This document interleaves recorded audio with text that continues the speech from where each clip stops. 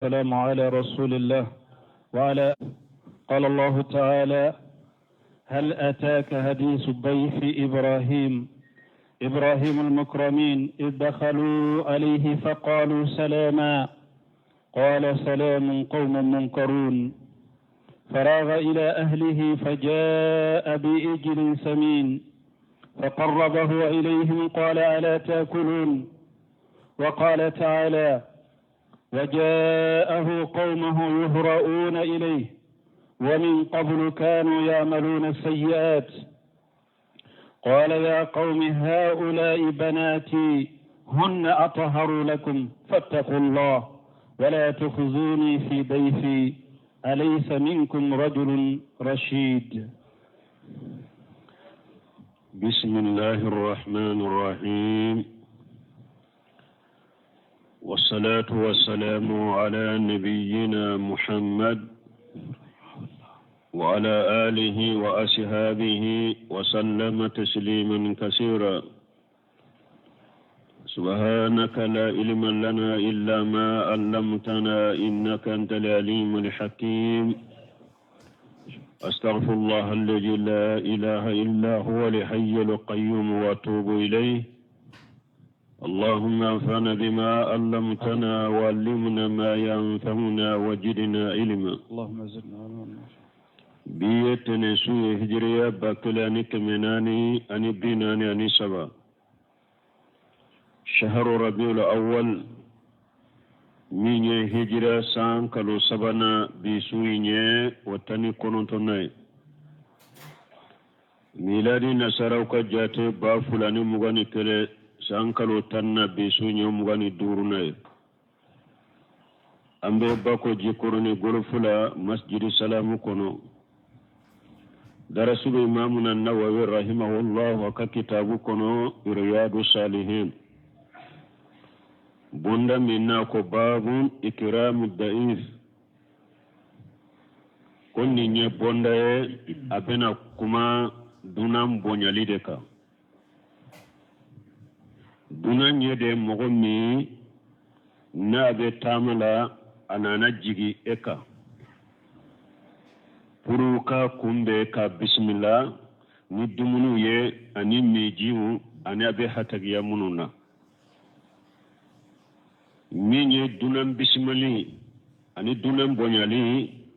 dogo nyuma de do kakoro Ibrahim alayhi salatu wassalam ale ni ale make foloye li ajali Ibrahim biyafatu khulq fadil qadiman mujju ahdi Ibrahim alayhi salatu wassalam illam yakunu qablahu jalika katli man yadde doni alaye abayi rayli manano alaye ani dollaba mi ale kalladala aba damina ayaw de la furon abed law damina ayaw de la o kofa bina hadisawla parce que ayaw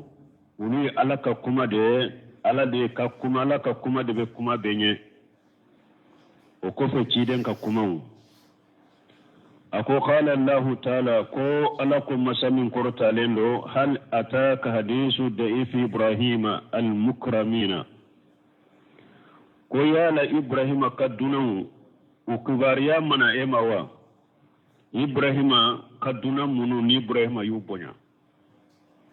mukramina be sagi kata Ibrahima ka bonya lidema Ibrahima kaduna munu na yu bonya ukatubariya mana ewawa do ba fo ko Jibril ani Mikail ani Israfil do be ninfo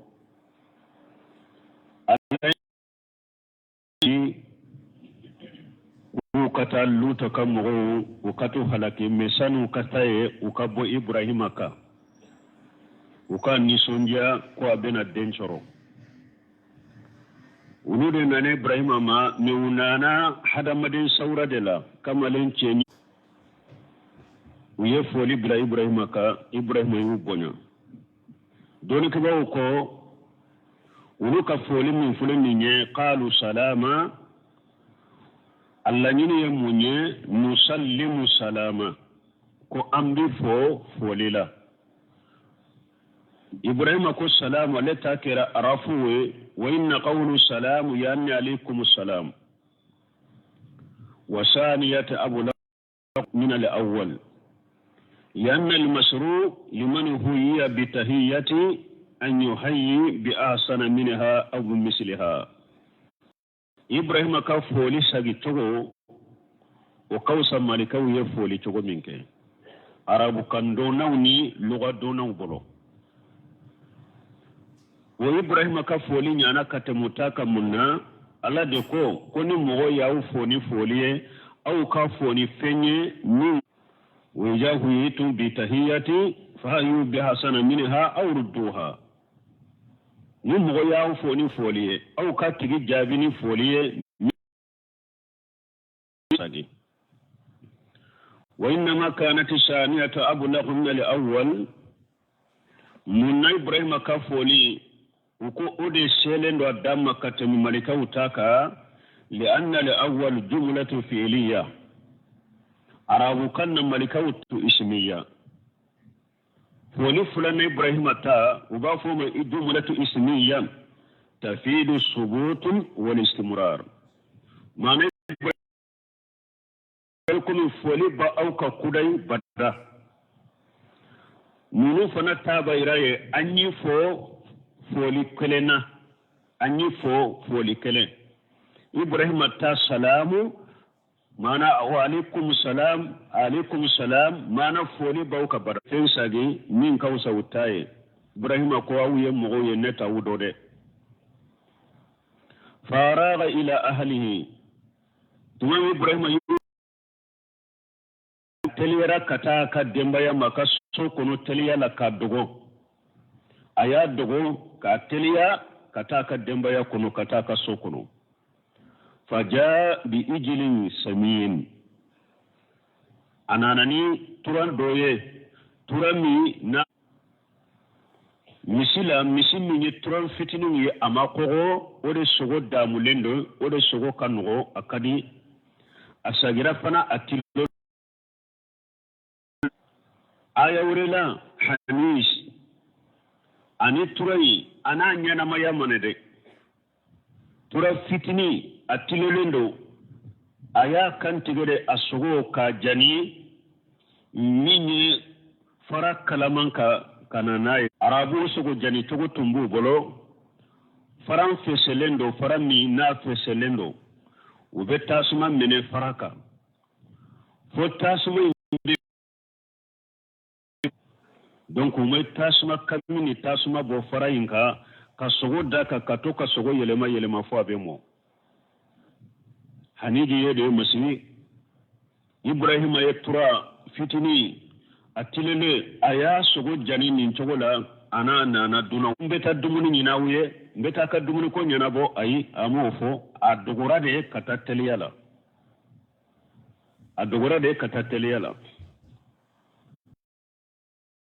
inna le fana ama dumuni shigi yola ko tafaddalu aina aya gere wulade ani dumuni nana faqarrabahu ilayhim aya agere wula adabu sabana ako ala ta'kuluna Allah ta'kuluna atidumuna na jignika ika bonya ika karama ko oye dogo nyuman koro de kateme depuis Ibrahim tile na ya surama ke Ibrahim nya koni depuis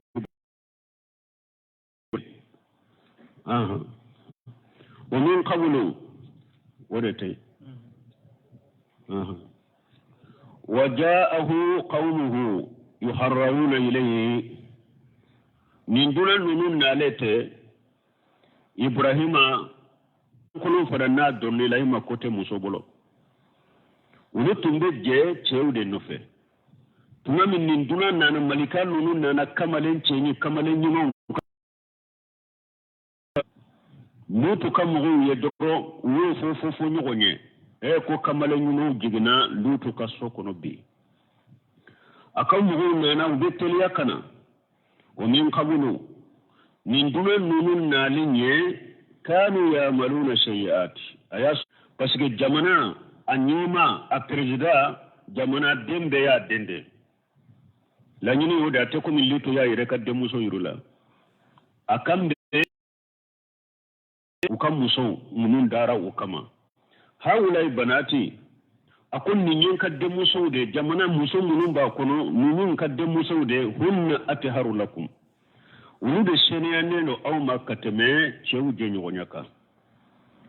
wala fattaqullaha aw tigi ala ya ka furu muso munun da awye abe ulu toye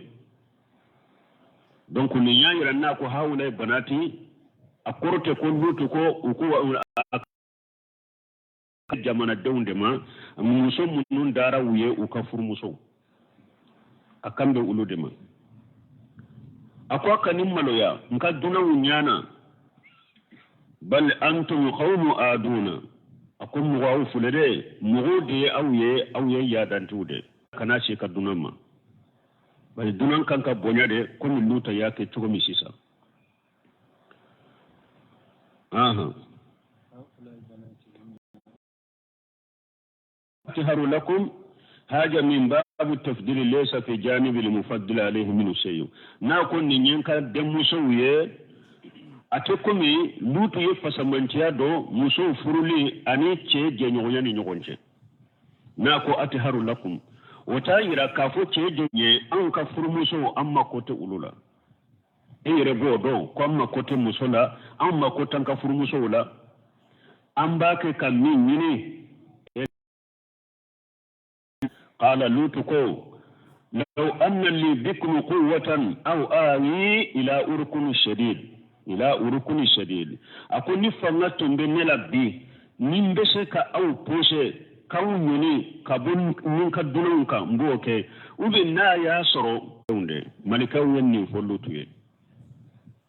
أنا في سورة القمر كجبت قوم اللوت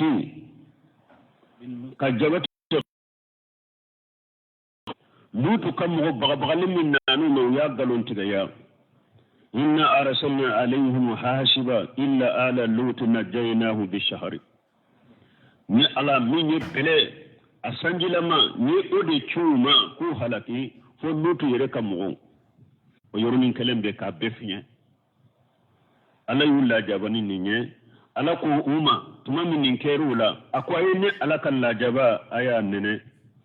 anin ka bagabagali min nama me ala kulli hali lanini munyaya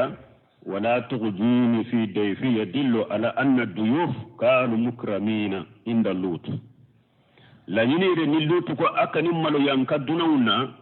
نينيا يرنا كدونا نونم بنيالين تنبل لوط حديثا دوبنا تلي سبا دونا يرب بنيالي من واجب لكي كا بنيا تلي سبا ديدو ناتمنو كا توي بفيمو فينكاي براجيني نسرغتي ديدو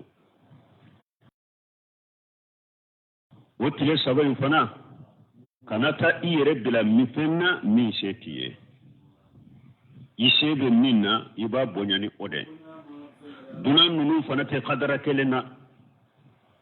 dunan do be na nana alani she kaka ukakaye dunan do na nana fo abonya ومن كان يؤمن بالله واليوم الآخر فليصل رحمه ni mo mo illi manani ala ani dollaba ikasinjitu اليوم الآخر فليقول خيرا أو ليصمتوا مهم للي منني علي أني دولبا نيبكما هيركما فو إبي كدادة كيدن ني سبافو ني حديثا كنو فلو دونام بونيا من ني كانتبلي دي كاكا بغاكا كانتبه يبودك الحاصل أن النبي صلى الله عليه وسلم يقيد الإكرام بالشيء بل إلى ما يؤده الناس إكراما نتيجة ما أوا أتكتشفوا على وبسبب كذا هذا ما دون يربي من دونام بني يبودك وكيف تيجي كو من مؤمن لمن على يعني دولابا يكي كسنجي سنجي ودوبه ولوكا سنجي تقول يده وهاجو بين نفلو منا يكا دوما دوبه نو هاجو بين ودوما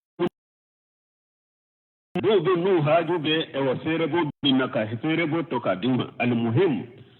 بل مسرو سنجي تقول أبي سجى كتا هذا مدون كالله على دما كل بحسب حاله كلن كلنا كالله على misali la eka bari masuru dobe na fulo tigi ke kaka hajun de nyanabo ika warita kadama ni dumuni ko de bala e ka sinji tugu ye o ye be dumuni ni balore ta kadama ala o ka sinji tugu ye munye ibe fere bore sakadama ni siyoro ko de bala aka sinji tugu ye munye ibe siyoro de nyini kadama sinji tugu beta nin chogo de la beta nin chogo de la mais an ka takera kontere de sebe munu nyede se ko sinji tugu lawde do donc sinji tugu yede hada madon kala halabe chogo min ka sinji tugu ni sede ba makote kan na folola o sinji tugu e kata woni kafo min ta yede ka sinji min be ni sede ta ye mu haju min be alela de kaka haju inke a sinji tugu yode hari ni tarafo tile kunu sinya tade de tanke ni ewa balo de tabolo haju de bala dinolin do wara kuma bisaka kale amru bil ma'ruf wa nahy anil munkar sarafu ko ni be kuma miri ni reya don ka kuma min fule mbafo aka here de bali ko fo ni kuma na nka kuma min fule ni here bara toro bala me here inde kacha toro kuma info sabana nimbina kuma nka kuma toro bala here bala min tado min ka masalha be min ka la yahillu li muslim أن يقيم عند أخيه حتى يؤثمه قالوا يا رسول الله وكيف يؤثمه عنده ولا شيء له يقريه به نسمرانه الله حديث فلو سنة كبولا أكو تشيدن فلكا يرايا كوني مومي نيلي منالينو على ندول لبايكا هيراكما يجيفا سغدو mais ni ye doni ke baka korofo ye diswa sugo ni posone de do di fa sugo posone la made iyo de do parce que hada maden sempulu ni yo korofo li mba ayere dronde ka mais ni ye doni ke baka korofo ka doni ke baka lagoshi korofo li mbu lu yere ka ani dina lagoshi li bala mo ni doni ke ba be lagoshi la doni ke ba be to ciana mugo simpulu fana ka fana fo doni ke bagaw e kado ede kalli man yan nasilino kateme beka ede te mu'mini kateme beka ede be kojugu la kateme beka donc inena o kofe wan nabi shurayhi قويلد بن عمرو الخزاعي رضي الله عنه قال سمعت رسول الله صلى الله عليه وسلم يقول من كوكو عليا مچيدم بافو من كان يؤمن بالله واليوم الآخر تيرن سوني تلي وديه أكاد دنيا بنيا واجبية سوني تلي والضيافة ثلاثة أيام نتيرن nkake mogo bolonye dunanya kim bisula kim bonya dunanya yereye ile sabade tiren ko dunanya yere ile sabade do fama kana wara janika fa huwa sadaqatu alayhi thumma fi niye bonya kaye ile sabayin kofe iye sadaqade an yuqima inda akhihi hatta yuwashimahu tiren ko te daga silamai ikashigi ibalima silamaka dunanya la foka tabila junu tiren ko fana te daga fana ide ikata sigi balima silama ka dunya la fo kata bila junubula akote daga fana qalu ya rasulullah wa kayfa yuwashimuhu ko cide dunen ba ka jatigi bila junubula donc akoy fana kana ninke donc dunanya tile sabade ni o tile sabade dafara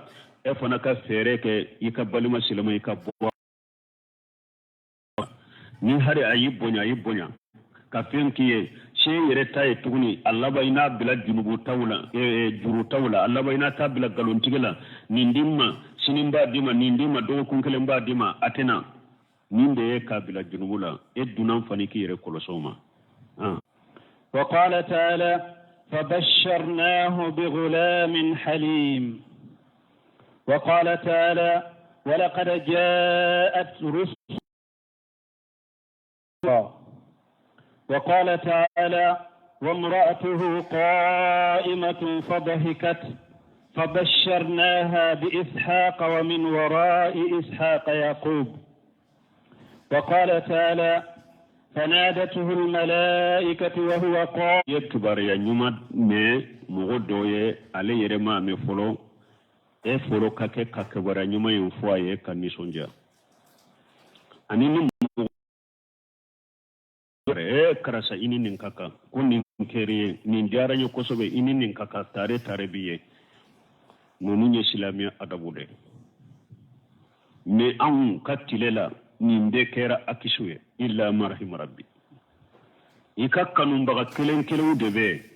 ki tare ni bone be kaka ni songwanaye akacha kasoro tiri kundare kateme hari sinji yereka illa marhim rabbi tanki China kasoro nimbe silama jogore na ka silama no nyogonche akanka sinji no nyogonche akaka balima ni nyogonche ikanni sonja do balimala ewa ka hada maden ni sonja togo ya fulado ibe sika hada maden ni sonja ni jiya ka kibariya nyunowe hada maden ni jeni lagara ni sonja basri munye munna ko ni sonja ma basir parce que hada maden ni nana ka hera kuma ni sonjara abedo anyela abedo afarikolo ni hana maden ni sonjara ni sonja imbedo farikolo ina abedo anyewu chokola aba no de to farikolo la basiri kolo mina basara farikolo ni hada maden ni sonjara do abedo afarikolo la ni hera kuma de fora anobe bange farikolo la ni ko jugu de fora anobe bange farikolo la wodi ato basiri na no fula bema برحمته منه ورضوان وجنات لهم فيها النعيم مقيم أنكم كمون نسونجا بكن الله غرقويا أدود فلنين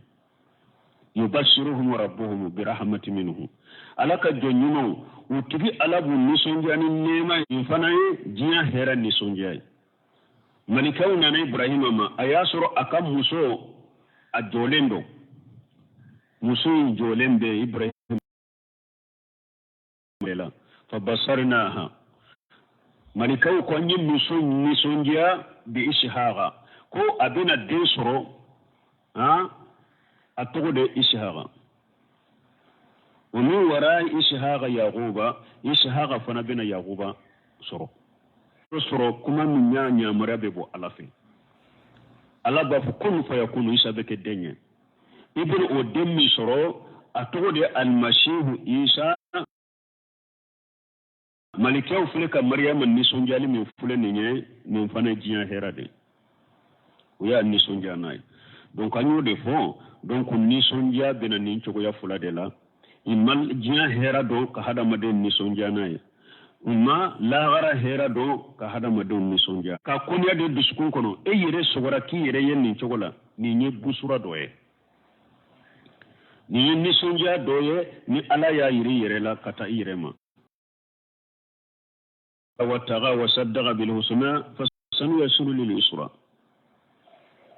وفلي بسرى دي parce que alako ako fa mu'min ata wataqa ako ni mo itura alako israna alani wasaddaqa bil husna fi mo fi ni ko nyumaye e yode ciya tigra o diariye fasanuyasir alani fi mo fi ni ko nyumaye ala bode kele no yaye ko de kanudo e dusukun kono ani aya alako ni ala ya lanyini kam mo min kanda mbi dusukun ferede tawhid kanu be douala sunna kanu de douala manhaj salafiya kanu de be douala ya koni niti ya koni fora dina tinya de fora do rebe ni sonjade a fora kutuba la fora dirso rebe ni sonja ni mugo ni ta mansi yerela ni ni busura do de katima in ibi ni sonjade ko juguye ala kan kisi kantanga donc hadama don kan ni be jatemina de Allah kan ni musulmanu rohilinya fu yasnya joli ako ni nana ya kutuba beke tawhidika kutuba banne bonde jumane ko alhamdulillah rabbil alamin kutuba ko ne abekera tawhidika kutuba kalane tawhidi fu ni sonjara ako fabu sir bil ghair ni sonjani hera ko hera made men ni ko o be fo Muhammad ibn Abdul Wahhab